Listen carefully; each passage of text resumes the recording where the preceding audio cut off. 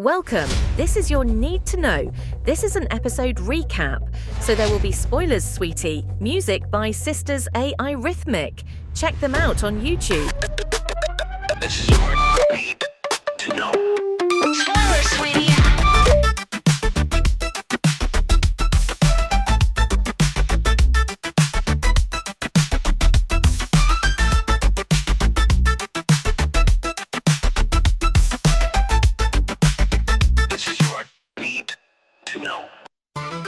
All right, so buckle up, because today we're diving headfirst into fan reactions to What If?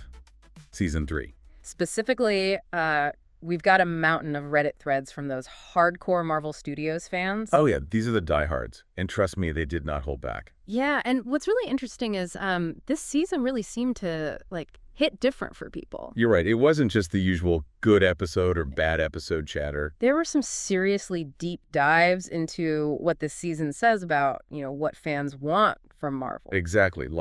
Their expectations for animation, how legacy characters should be handled, and that whole balance between telling standalone stories and, weaving them into the larger MCU. It's a lot to unpack. It is, but that's what we're here for. So before we get lost in the multiverse of opinions, let's just level set for a sec. For anyone who might not be familiar, What If takes those big MCU moments and flips them on their head. Yeah, creating these alternate timelines where, what if Peggy Carter became Captain Britain? Or what if T'Challa got snatched by the Ravagers instead of Peter Quill? It's a wild ride. Definitely. And season 3 just wrapped up, so now we're in the thick of all the fan reactions, all the hot takes. And those hot takes started flying right out the gate with episode 1, What If the world lost its mightiest heroes? Oh yeah, that one dropped a major bombshell right from the start. Yeah. No original Avengers. Instead, we get this world where their legacy is giant anime-inspired mech suits, piloted by a whole new team. Definitely a bold choice. Visually, it was a spectacle, but I'm seeing a lot of style over substance critiques in these threads. Yeah, you hit the nail on the head. People were intrigued by the idea, but the execution, not so much. There's this feeling that the episode went for wow factor instead of, really developing the characters. We meet this new team. Sam Wilson's leading the charge. But they never quite feel like a cohesive unit. Right. And the fans definitely picked up on that. They wanted to see more of those relationships, those moments that make you believe these heroes would actually team up. Imagine a scene where Shang-Chi's mech is on the fritz, and it's Moon Knight channeling Khonshu or whatever, who helps him MacGyver a fix. That's what builds team dynamics, Totally. And there's also a bunch of comments about the missed opportunity to connect those mech designs to each hero's powers. Yeah, how cool would it have been if Moon Knight's mech was all shadowy and mystical? Or if Shang-Chi's incorporated some sick martial arts moves. Instead, they kind of felt generic, which is a bummer when you're working with characters that are so unique. And then there's the whole logic debate. I get it, it's what if. Things are going to get weird. But some fans just couldn't suspend their disbelief when it came to things like soldiers with regular guns trying to take down a Hulk-sized mech? Yeah, that kind of stuff. Yeah, I can see how that would be a stretch. Even in a world of superpowered mechs, there has to be some internal consistency, right? Right, even in a fantastical world, there need to be rules the audience can follow. Otherwise, it starts to feel random and you lose that sense of immersion. Okay, but it wasn't all doom and gloom. People were genuinely hyped to see Moon Knight and Shang-Chi back in action, even if their roles were, kind of small. Oh, yeah. Those two definitely got fans buzzing, and it felt like any screen time for them was a win. And it definitely fueled speculation about their future in the MCU. Oh, for sure. Are these little cameos hints at bigger storylines down the line? The fans are reading into every detail, trying to piece together the puzzle, which... that's part of the fun, right? Totally. It's all about connecting those dots. All right. So moving on to episode 2, What If Agatha Harkness became a Hollywood legend? Oh, this one. Talk about a tonal shift. Right. No more mechs, no more brooding heroes.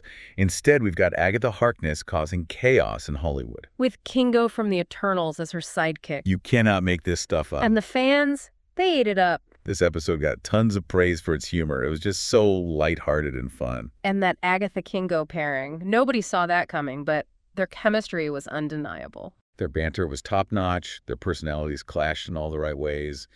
And then there were those little nods to Agent Carter. Oh, yeah. The fans loved those. It was like a subtle confirmation that Agent Carter is still MCU canon. Which, let's be real, was a huge win for a lot of people. But even with all the love, Some fans pointed out that Agatha's storyline felt a little too tidy in the end. Like, maybe even a little out of character for her. There was this popular theory floating around that Agatha was actually on a mission to, like, take down all the other Eternals. Which would have been dark, but very on brand for Agatha. This episode kind of sidestepped that, going for a more comedic ending, and some felt it was a missed opportunity to explore that darker side. It's interesting how sometimes what the creators envision for a character doesn't quite line up with what the fans are hoping for. It definitely makes for some interesting discussions. For sure. And it reminds us that even in the MCU, there's room for different interpretations and creative freedom. Okay, so on to episode 3. What if the Winter Soldier was rescued by the Red Guardian?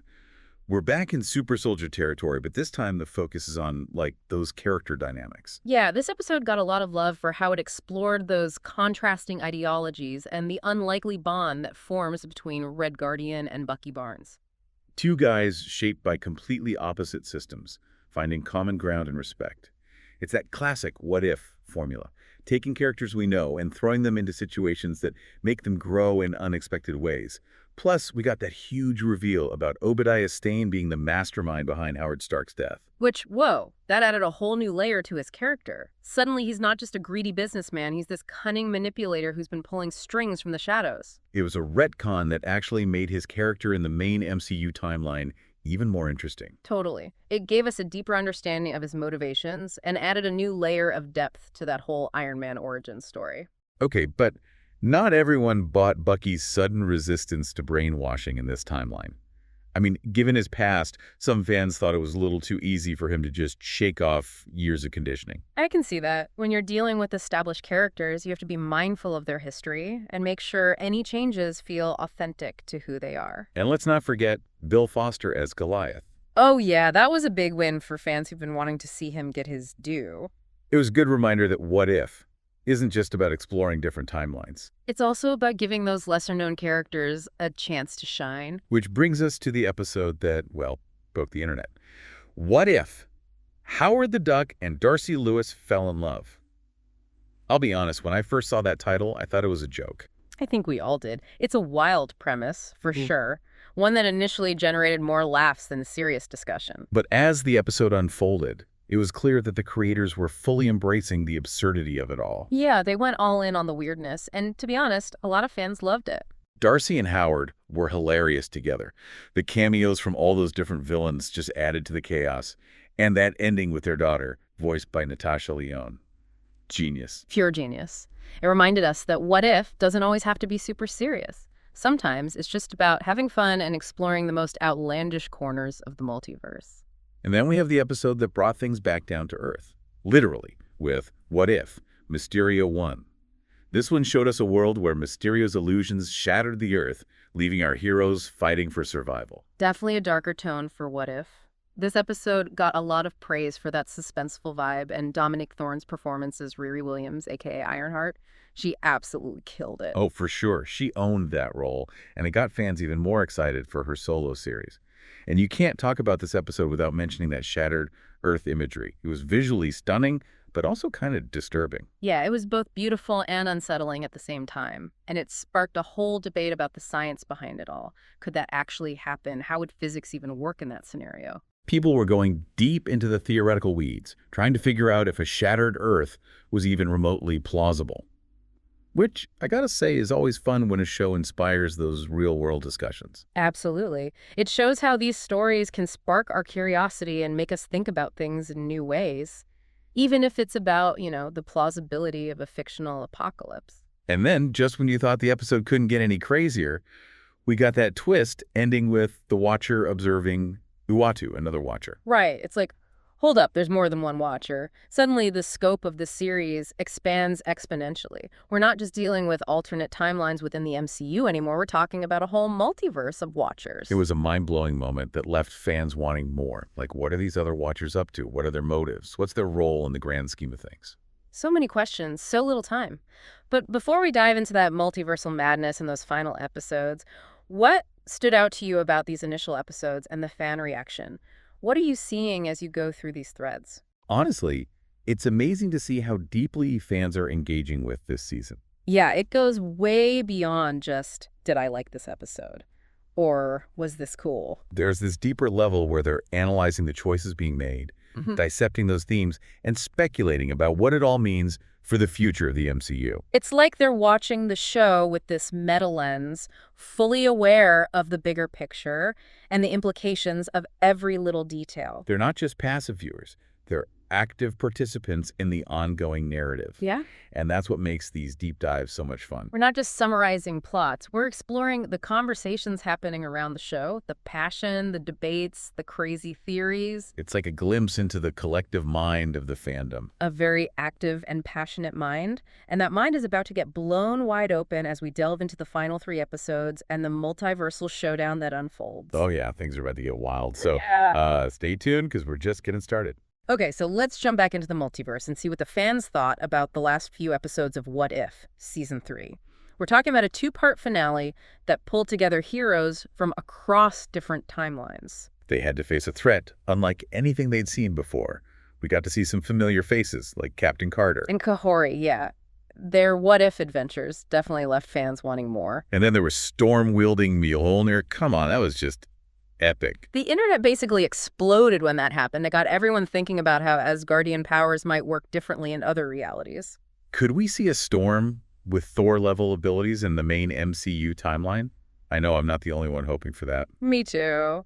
And speaking of unexpected heroes, we got to talk about Birdie. Daughter of Howard the Duck and Darcy Lewis. I mean, talk about a legacy character nobody saw coming. Her inclusion was interesting. Some fans loved it, thought it was totally absurd and hilarious. Yeah, very on brand for What If. Right. Exactly. It showed how unpredictable the multiverse can be. But some people thought it was a bit too much. Like, it was a joke that took away from how serious everything else was. Yeah, I can see that. But okay, speaking of serious, we got to talk about the Eminence. This powerful being from the 5th dimension who was basically the big bad of the season. Yeah, this guy was no joke. Fans were both in awe of him and kind of scared of him at the same time. I get that. I mean, this is a being who just brushed aside Infinity Ultron like it was nothing. And Ultron with the Infinity Stones was already pretty terrifying. Right. It made everyone rethink the whole power scale of the multiverse. Like, if the Infinity Stones are just a Tuesday for this guy, what could possibly stand a chance against him? What does that mean for the future of the MCU? It's a big question. A big question indeed. And then there is how the Eminence forced the Watcher to break his oath of non-interference. That was a huge deal for fans. It sparked so much debate. Did it ruin the Watcher's whole thing as a neutral observer? Or was the threat so big that he had to step in? It really forced viewers to think about those moral gray areas. Yeah. Like, when is it okay to break the rules, even if those rules are there to protect reality itself? Tough questions. Really tough. And speaking of tough, the finale also left people with mixed feelings about how everything wrapped up. On one hand, we saw the Eminence story come to an end, but then we got that last montage of other what-if variants. Thanos with Wolverine claws, a samurai Ghost Rider, so many possibilities. And then, bam, the season's over, like a tease. A lot of fans found it more frustrating than satisfying. I get it. It's like the show dangled all these amazing what-if scenarios in front of us. And then just left us hanging.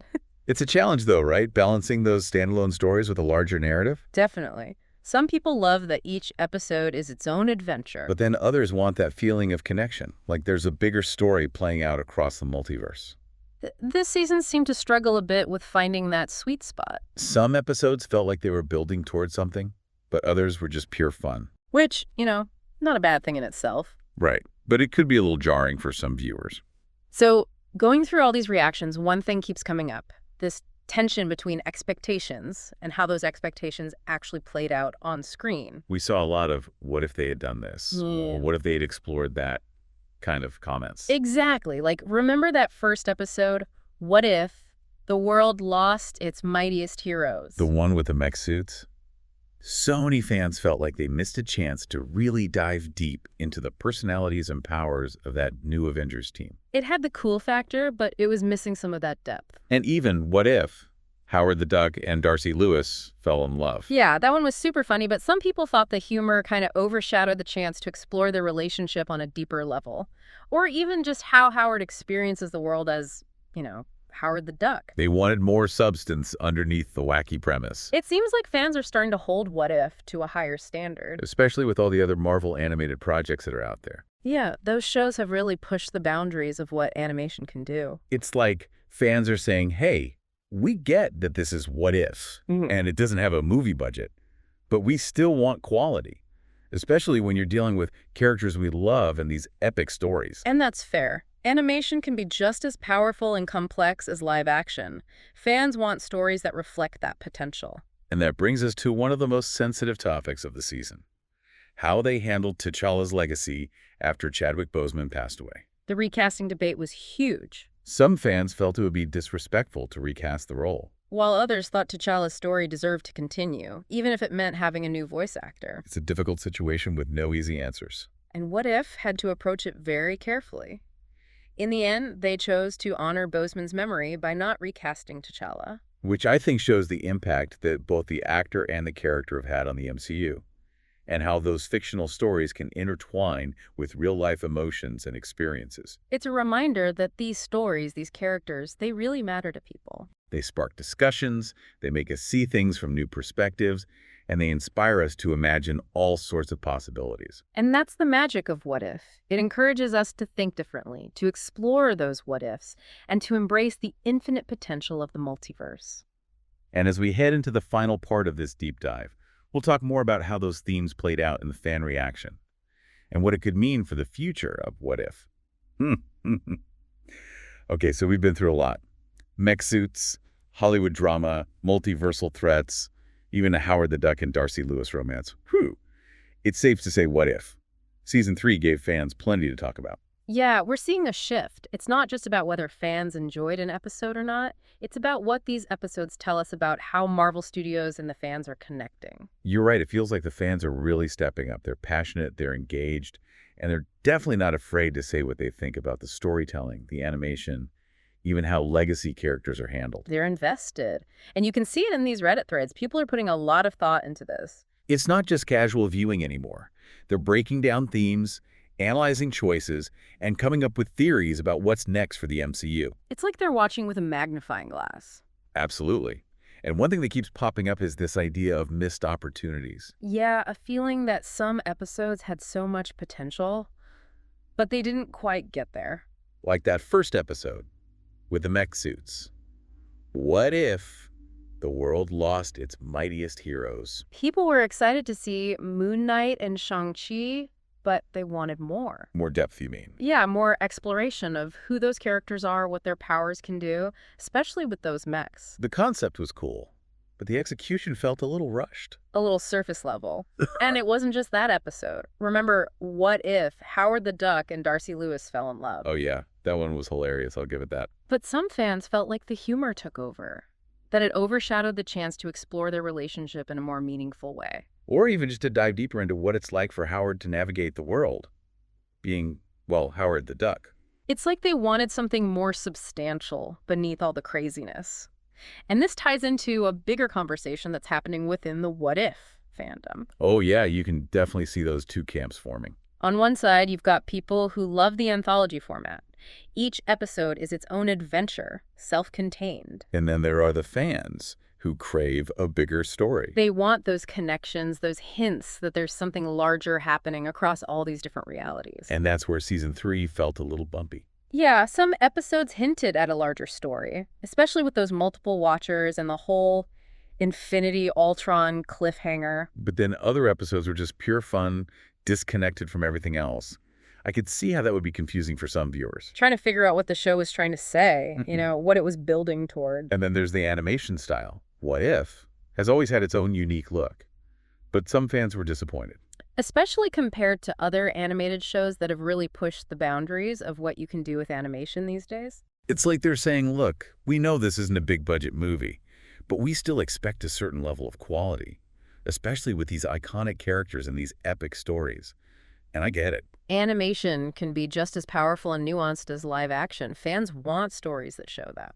And that brings us to what was probably the most sensitive topic of the season, the whole question of T'Challa's legacy after Chadwick Boseman passed away. The recasting debate was a big one. It was. Some fans were adamant that recasting the role would be disrespectful. While others felt T'Challa's story should continue, even if it meant a new voice. It's such a difficult situation, honoring the past while still moving forward. And What If Had to walk that line carefully.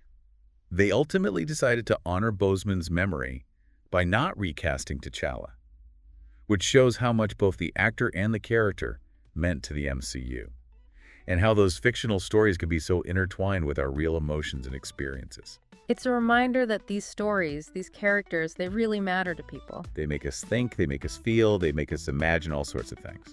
And that's what I love about What If. It's a show that pushes us to think outside the box, to explore all those what ifs and embrace the infinite possibilities of the multiverse. It reminds us that even in a universe as vast and complex as the MCU, every choice matters.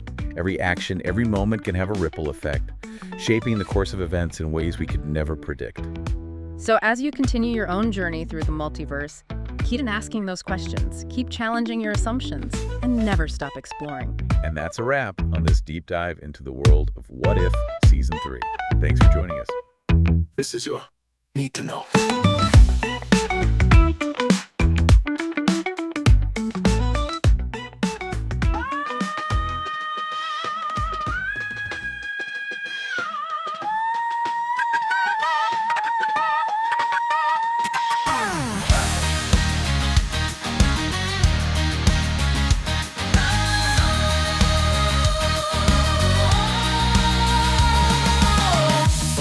Horizons stretch beyond the sight.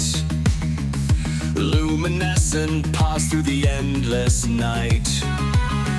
Spectral beams in the cosmic flow. Radiant trails where stardust glows. Hyperdrive engines hum the silent speed. Traversing galaxies where mysteries lead.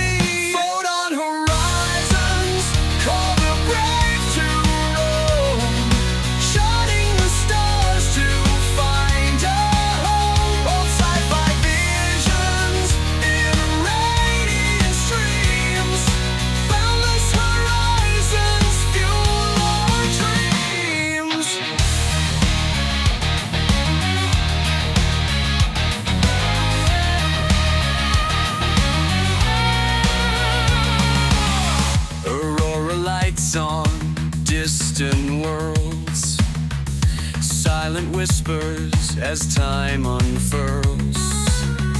Quantum leaps across the dark expanse. Celestial waltz in a timeless dance.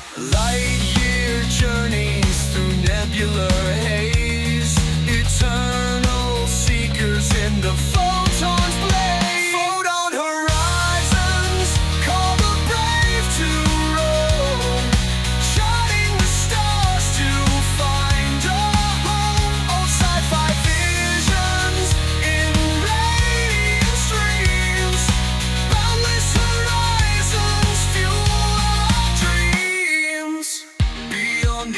Where shadows play,